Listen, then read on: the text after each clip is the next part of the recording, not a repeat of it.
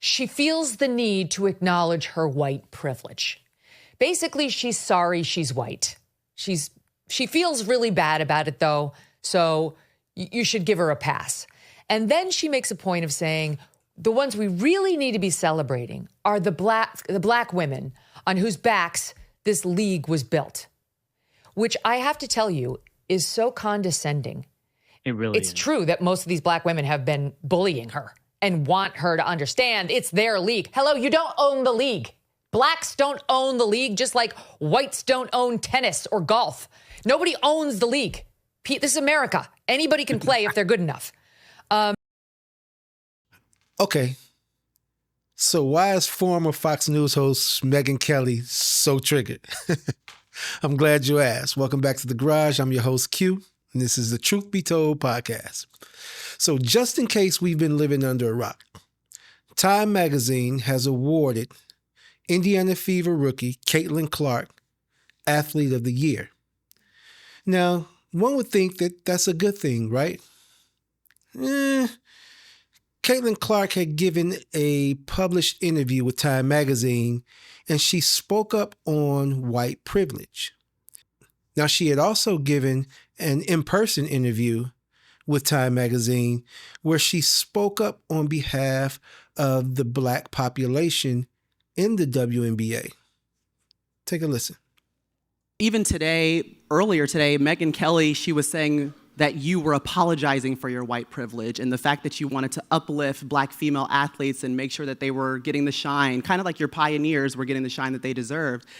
And I just want to know how you feel or how you respond to some of those criticisms when you have to deal with something that it's really not your problem. Like, I feel like it's them looking in a mirror a little bit, but it still comes down on your shoulders. I feel like I always have had really good perspective on everything that's kind of happened in my life, whether that's been good, whether that's been bad. And then obviously coming to the WNBA, like I've said, I feel like I've earned every single thing that's happened to me over the course of my career. But also, I grew up a fan of this league from a very young age. Like, my favorite player was Maya Moore. Like, I know what this league was about. And like I said, like, it's only been around 25 plus years. So I know there's been so many amazing black women that have been in this league, and continuing to uplift them, I think, is very important. And that's something I'm very aware of. And like I said, like, I try to just be real and authentic and, you know, share my truth. And I think that's very easy for me. Like, I'm very comfortable in my own skin. And that's kind of been how it is my entire life. Yes. Okay. Me personally, I see absolutely nothing wrong with that. If Caitlin Clark is stating that she's stating her truth and she is giving or paying homage to those that have come before her in the WNBA, and those that have come before her that she's paying homage to just happen to be black, and she's admittedly standing on the shoulders of these great players, what's the problem? Like, what are we arguing about? Why are people so mad? Why are people so in an uproar? Why be triggered? There's also the podcast community that is going in on this particular situation as well. Liz Wheeler being one of them. And she's heated. Take a listen. Question. Here it is. What advantage does a white person have over a black person in 2024? What rights do white people enjoy in 2024 that black people don't? What institutional racism do black people suffer from in 2024 that white people don't? The answer to that is there is no legal racism aimed at black people in our country. There is institutional discrimination against white people in our country, but there's no such thing as white privilege the way that Caitlin Clark is describing it. And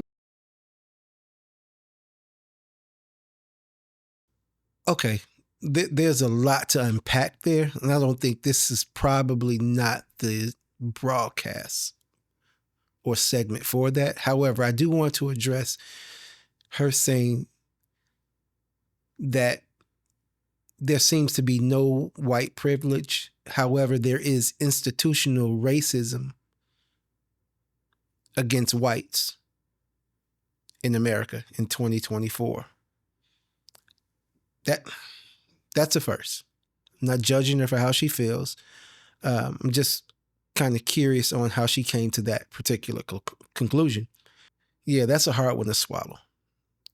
That's a hard pill to swallow. I'll save that for another episode. I digress. I'll save that one. However, Sheila Johnson, co-founder of BET and owner of the WNBA's Mystics, also had some choice words about Time Magazine's choice of Athlete of the Year. And she gave her perspective on how she thinks that should have been handled. Some would say it's controversial. Some would agree. Some would definitely disagree. Let me know what you think. Check it out. I feel really bad because I've seen so many players of color that are equally as talented, and they never got the recognition that they should have. And I think right now it is time for that to happen. So last night we read Time Magazine where Caitlin Clark was named Athlete of the Year. Why couldn't they have put the whole WNBA on that cover and said the WNBA is the league of the year because of all the talent that we have? Because when you just keep singling out. Okay. So why, my question would be, why now? Why this year? Would the suggestion be to put the entire WNBA on the cover of the magazine? Why not last year or the year before?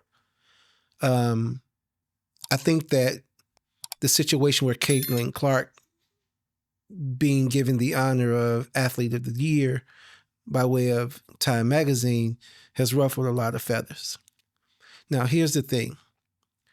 In 2019,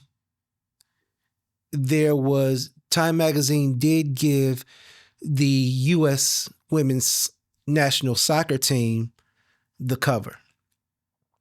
However, in 2020, the Time Magazine had given LeBron James Athlete of the Year, not the entire NBA. In 2021, Simone Biles received Time Magazine's Athlete of the Year, not the entire U.S. gymnastics team. In 2022, Aaron Judge was given Athlete of the Year by Time Magazine, not the entire Major League Baseball Association.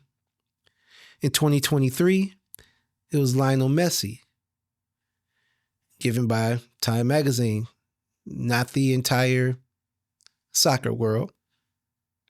In 2024, it was Caitlin Clark, not the entire WNBA.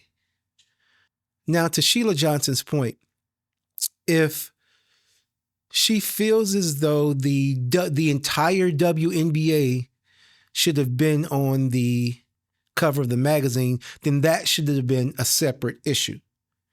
The issue that we're speaking in terms of was Athlete of the Year, not League of the Year. So again, in my most humble opinion, Caitlin Clark did what she needed to do on the court, and the pressures that she had to handle off the court, especially coming in with the rival with Angel Reese, all the public scrutiny, the weight that she had to bear on her shoulders coming from college into the WNBA had to be heavy. But she handled it. And she handled it like a true professional sportsman. So hats off to Caitlin Clark. Congratulations to the win. And guess what, guys? There is always next year.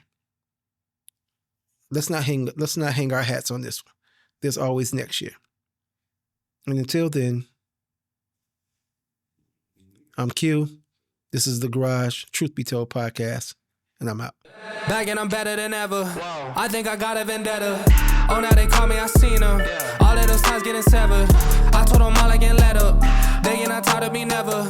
Give me a shot and I swear I shoot like Berettas.